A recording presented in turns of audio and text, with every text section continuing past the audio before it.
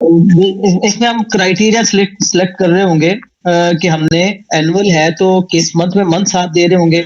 और अगर वो मंथली है तो तब भी हमने मंथ देने होते हैं, अगर वो ओनली वंस है तो तब भी हमने मंथ जरूर देना होगा, उसे बताना होगा किस मंथ में ये हमारे चलान में ये फीस जो है ना वो अपेयर हो, कि इस मंथ में वो चलान के ऊपर फीस की अमाउंट आए। अच्छा, अब जब हम इसको ये एक बच्चे का हम कर रहे थे कि जब हमने एक बच्चे का एडमिशन करना है तो एक बच्चे का फी का क्राइटेरिया हम इस तरह से सिलेक्ट कर रहे होंगे। अगर हम एक से ज्यादा बच्चों का करना चाह रहे हैं तो फिर हमारे पास एक इसमें सेकंड ऑप्शन है असाइन फी वाली। असाइन फी में और इंडिविजुअल फी में जब असाइन करते हैं जिसमें मैंने फर्क जैसा कि पहले बता दिया कि इंडिविजुअल फी में बच्चा एक होता है और उसकी फी की सारी टाइप्स सामने फॉर्म पे आ रही होती हैं, और हम वहां पे वन बाय वन सबको पुट कर देंगे, और ये डाटा एक ही बार पुट करना पड़ता है जब तक कि हमने उसमें दोबारा से कुछ चेंजेस ना लेके आने। वो चेंजेस जो है वो गवर्नमेंट की तरफ से भी कोई कंडीशंस हो सकती हैं, और वो मैनेजमेंट का इंटरनल डिसीजन भी हो सकता है, और वो एनुअल जो है एनुअली जो एक 10% का गवर्नमेंट की तरफ से अलाउ होता है वो भी एक रेज हो सकता है, या वो अपनी इसके अलावा भी अपनी मैनेजमेंट की डिसीजन मेकिंग होती है कि किस तरह से करना है। तो एक बार जब हमने फी टाइप कर दी और जब तक हमने कोई इसके ऊपर चेंज हमारी रिक्वायर्ड नहीं होएगी तब तक वो फीस हमारे पास ऐसे ही रहेगी। ऐसा नहीं है कि ये हर मंथ जो है ना स्कूल को या अकाउंटेंट्स को या एडमिन्स को ये फी यहाँ पे ऐड करना पड़े। जब हमने इसको एक बार कर दिया तो उसके बाद हमारा प्रोसेस अगला होता है कि हमने इसका चालान जनरेट करना होता है इसका, और वो उसका प्रिंट निकालना होता है। तो अभी हम पहला इसका फ्री एंट्री वाला जो फेज है ना उसको डिस्कस कर रहे हैं। अब हम जाएंगे अगर हमने एक क्लास को या एक से ज्यादा बच्चों को फी असाइन करनी है तो उसका इजी टास्क क्या है, उसका इजी वे क्या है। वैसे तो अगर एक से ज्यादा करनी है तो जाहिर बात है यहाँ से एक एक बच्चा करके भी हम कर लेंगे, लेकिन यहाँ पे टाइम बहुत ज्यादा फिर हमारा लगेगा, टाइम ज्यादा कंज्यूम होता है। तो इसलिए हमने फिर एक इसको सॉफ्टवेयर को मजीद जो है ना वो यूजर फ्रेंडली करने के लिए, अकाउंटेंट्स का एडमिन का टाइम बचाने के लिए, उसको सेव करने के लिए हमने फिर एक असाइन अपने इसी मॉड्यूल में जो हमारा सेकंड मॉड्यूल है इनरोलमेंट, उसका हमने एक थर्ड सेक्शन या थर्ड फेज असाइन फी के नाम से हमने यहाँ पे जो ना उसको इम्प्लीमेंट किया। इस हमारे थर्ड फेज में असाइन फी में क्या होगा कि हम जिस सेशन की हमारे पास एकेडमिक ईयर होते हैं जिसको हम सेशन कह रहे होते हैं, जिस सेशन में उसके जिस क्लास की और उस क्लास के जिस सेक्शन की हम फी जो ना वो और उनके बच्चों सारे बच्चों की फी हम उनको असाइन करनी हो, तो हम पहले इसका क्राइटेरिया हमारे पास एक विंडो आती है, उस विंडो में हम सेशन ग्रेड सेक्शन सिलेक्ट करते हैं, और इसके साथ एक और चीज भी सिलेक्ट करेंगे, ये फी टाइप क्या करने जा रहे हैं सिलेक्ट। जैसे फी टाइप मैंने बताया कि हमारे पास वो मुख्तलिफ होती है, एडमिशन फी, एनुअल फी, मंथली है, सिक्योरिटी फी है या कुछ और, ये फी टाइप्स हैं। यही एक मेन डिफरेंस है इंडिविजुअल बच्चे की फी एंटर करते हुए और एक से ज्यादा बच्चों की फी एंटर करते हुए, कि इंडिविजुअल बच्चे में सारी फी टाइप्स इकट्ठी आ रही होती हैं, जबकि बच्चा एक होता है। असाइन फी में पूरी क्लास या उसका एक सेक्शन जो है वो आ रहा होता है, जबकि यहाँ पे हमें एक एक वन टाइम जो ना एक ही फी सिलेक्ट करनी पड़ेगी और उसको असाइन करना पड़ेगा, फिर सेकंड टाइम सेकंड फी टाइप आएगी, थर्ड टाइम थर्ड फी टाइप आएगी, ऐसे करके हम जो ना वन बाय वन सारी फी टाइप अपनी वो बच्चों को असाइन कर रहे होंगे। ये एक मेजर इसमें डिफरेंस है असाइन हमें सेपरेटली जो आप कह रहे हैं कि अगर फॉर एग्जांपल 10 स्टूडेंट्स को हमें फीस असाइन करनी होगी तो हमें सिंगल क्लिक पे कर सकते हैं, सेपरेटली फॉर्म ओपन करके उनकी करने की जरूरत नहीं है हमें। जी जी बिल्कुल ऐसे ही है। हम एक फी टाइप एक पूरे सेक्शन की या एक पूरी क्लास की एक जो ना ये विद इन सेकेंड्स जो है ना ये काम करने वाला होता है। सिर्फ इसके लिए हमने करना क्या होगा कि जब हम इंडिविजुअल बच्चे की फी असाइन करते हैं तब भी फॉर्म हमारे सामने होता है कि किस बच्चे का एनुअल कितना है, एडमिशन कितना है, मंथली ट्यूशन फी कितनी है। तो यहाँ पे जब हम लोग अब फी असाइन कर रहे होंगे एक क्लास या एक सेक्शन को, हमारे पास रिटर्न में हमारे पास जो ना समरी एक बनी होनी चाहिए जिसमें मेंशन होना चाहिए किस बच्चे का जो ना उसकी सारी क्लास वाइज के इस बच्चे का ये इसकी एनुअल फी है, ये इसकी एडमिशन फी है, ये इसकी मंथली है, और इसके अलावा बाकी भी जो फी टाइप्स हैं वो हमारे सामने फिगर्स होनी चाहिए ताकि हम लोग बासानी, ना कि हम एक एक बच्चे को जब फी असाइन करते हैं तो सॉफ्टवेयर का हमने टाइम आउट भी जो ना रखा होता है कि वो 20 मिनट्स भी हो सकता है, टाइम आउट 10 मिनट्स भी हो सकता है, 30 मिनट्स भी हो सकता है। ये सिक्योरिटी रिस्क की वजह से होता है या किसी एरर को बचाने की वजह से। सिक्योरिटी रिस्क इस तरह से है कि अगर कोई फी असाइन कर रहा है और दरमियान में उठ के वो चला जाए अकाउंटेंट या एडमिन और उसकी गैर मौजूदगी में कोई और आए और उसके ऊपर कोई फिगर ऐसी वैसी दे दे तो फिर जो ना उसमें प्रॉब्लम होती है। तो इसलिए हमें उसने उसको उस सेशन को एक टाइम दिया होता है ताकि वो एक्सपायर उस टाइम के बाद वो सेशन एक्सपायर हो जाता है। तो इस वजह से हमने जब भी ये फी असाइन के ऊपर आके बच्चों को फी असाइन करनी हो तो सबसे पहले ड्रॉ फॉर्म में या इनपुट फॉर्म पे हमारे पास डाटा मौजूद होना चाहिए सारे बच्चों का। अच्छा खैर, लेकिन इसमें ऐसा होता है कि वो हम लोग बता देते हैं कैंपसेस को कि इसका टाइम आउट या ड्यूरेशन इसका कितना है। अगर आप देखें कि जब आप क्लास कोई बड़ी है या ज्यादा बच्चे हैं और आप उसकी फी असाइन कर रहे हैं तो आपको फील हो रहा है कि अब मेरा टाइम उसमें पीछे थोड़ा रह गया, तो आप उसको सेव, जिधर तक आपने सेव किया है, जिधर तक आपने वर्किंग किया है उसको वहां सेव करें और दोबारा से फिर उसी क्राइटेरिया के तहत हमारे उसी मॉड्यूल में इनरोलमेंट में आके या साइन फी में आके आप वही क्राइटेरिया उसका फिर से सिलेक्ट कर लें, जो सेशन है एकेडमिक ईयर, जो उसकी क्लास है और जिस सेक्शन पे आप काम कर रहे थे और जो फी टाइप थी उसको सिलेक्ट करके ओके करेंगे तो जिधर तक आपने वर्किंग की होगी वो वर्किंग पहले से सेव हो चुकी होगी, उसके आगे आपने फिर उसको फर्दर कंटिन्यू करना है। तो मैं बात कर रहा था कि सबसे पहले हम क्राइटेरिया सिलेक्ट किया, हमने फी टाइप उसमें दी, ओके किया तो हमारे पास नीचे सारे बच्चे अपेयर हो जाएंगे। बच्चे जब हमारे पास अपेयर हो जाएंगे तो हमारे पास अब इससे आगे जो ना ऑप्शन आएंगी। इससे आगे ऑप्शन वही 3 ऑप्शन जो फी क्राइटेरिया को सेट करने के लिए हम लोग करते हैं कि ये फी एनुअल है। अगर हमने से कि हमने एडमिशन फी टाइप को सिलेक्ट किया, एडमिशन फी टाइप जाहिर बात है कि ये ओनली वंस होती है, तो हमने अपीयरेंस में बताना होगा कि ये ओनली वंस है। किस मंथ में लेने फ्रीक्वेंसी में हमें जो ना उस वो मंथ बताना होता है। अच्छा, यहाँ पे बता दें कि ये पीछे सिस्टम को ऑटो डायरेक्शन है कि जब वो ओनली वंस कह दे और साथ हम मंथ भी मेंशन कर देते हैं तो वो मंथ बस एक बार ही उस मंथ में वो आएगी फी, दोबारा कभी वो उसमें बच्चे की स्कूलिंग लाइफ में वो फी दोबारा उसमें सिस्टम पे नहीं आ सकती। अपीयरेंस में हमने ओनली वंस करें तो हाँ जिस जी मंथ में फी सर हम वो मंथ सेलेक्ट करना है हम लोगों ने। फॉर जी, एग्जांपल बिल्कुल उस मंथ वो सिलेक्ट करें। नवंबर हम सेलेक्ट करेंगे तो वो दोबारा कभी लगेंगे, जस्ट नवंबर करंट नवंबर में नहीं आएगी, दोबारा कभी नहीं आएगी। वो दोबारा कभी नहीं आएगी, बिल्कुल। जब हमने ओनली वंस ही उसे कह दिया तो ये ऑटो इसमें जो ना चीजें जो ना इम्प्लीमेंटेड है, कोडिंग हुई है डेवलपर के थ्रू कि उसमें वो दोबारा से फी नहीं लगेगी, बेशक हमने वो मंथ दे भी दिया है। लेकिन जब एनुअल में करेंगे तो हर साल उस मंथ में आएगी। अगर हम मंथली में कर रहे हैं तो जो जो मंथ सेलेक्ट करेंगे वो हर साल वो उन मंथ को वो रिपीट कर रहा होगा ये। तो अभी हम डिस्कस कर रहे थे कि एडमिशन फी जो कि ओनली वंस है उसको हमने ओनली वंस किया तो आगे फ्रीक्वेंसी में मंथ इसका दे दिया और फिर हमने देखिए एडमिशन फी नॉर्मली हर क्लास का जो ना वो बल्कि तो बाज इंस्टीट्यूट में सारी क्लासेस का ही सेम होता है, लेकिन बाद से हम क्लास वाइज भी होता है सेम। तो यहाँ पे चूंकि हमने क्लास के एक सेक्शन को डिस्कस करना है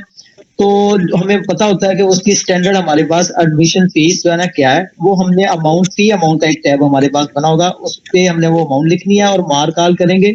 तो वो सबको असाइन हो जाएगी उतनी फीस। हमें एक एक बच्चे को वो फी असाइन करने की जरूरत नहीं है। हाँ, करना क्या होगा, हो सकता है कि हमारा एडमिशन फी स्टैंडर्ड हमने रखा हो 2000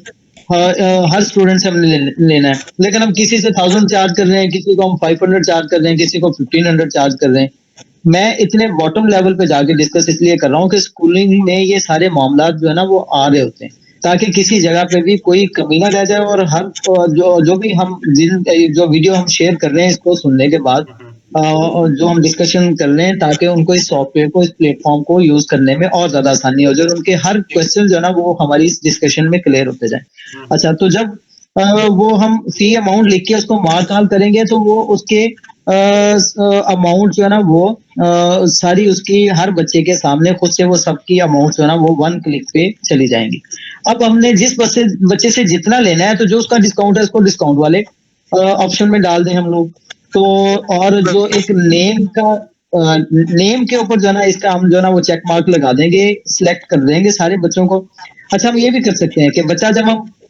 ऊपर से क्लास और उसका सेक्शन सिलेक्ट किया तो नीचे सारे बच्चों की लिस्ट आ गई हमारे पास। अब हम कुछ बच्चों को नहीं करना चाह रहे एडमिशन फी असाइन तो हमारे पास ऑप्शन है, यहीं पे इसी विंडो पे हमारे पास ऑप्शन है। अगर हम सबको सिलेक्ट करना चाह रहे हैं तो सबको कर लें, चाहे अगर हम कुछ बच्चों को सिलेक्ट करना चाह रहे हैं तो कुछ को कर लें, वो हमारी अपनी मर्जी है। लेकिन ये सिलेक्शन का प्रोसेस जरूर पूरा करना होगा, ये सिलेक्शन जरूर करनी होगी हमने। और सिलेक्शन 1 बाय 1 भी कर सकते हैं और नेम के साथ हमारे पास एक बॉक्स बना हुआ उस पर क्लिक करेंगे तो वो सारे बच्चे भी सिलेक्ट हो जाएंगे। तो हमने जो भी फीस उनकी रखी वो हमने मार्क आउट किया तो सारी उसकी फीस स्टैंडर्ड वहां पे चली गई। अब जो डिस्काउंट देने थे डिस्काउंट दे दिए, तो इसको सेव करेंगे तो ये हमारा एडमिशन फी जो ना बच्चों का फी टाइप में क्राइटेरिया में हमारा सारे बच्चों को आसान आपने बड़े अच्छे तरीके से समझाया हम लोगों को असाइन फी में। उम्मीद करता हूँ हमारे क्लाइंट को समझ आई होगी इंशाल्लाह।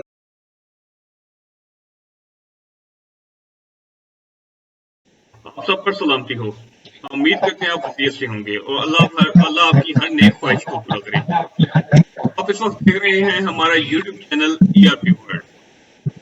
लास्ट सेशन में आसफ आपने डिस्कस किया था असाइन फी के ऊपर, तो उसको आगे कंटिन्यू करते हैं असाइन फी को ही, कि असाइन फी से चलान के ऊपर हम किस तरह आ सकते हैं और उसका आगे किस तरह कितने मंथ के बनते हैं और क्या चीज़ है। थैंक यू जुबैर साहब।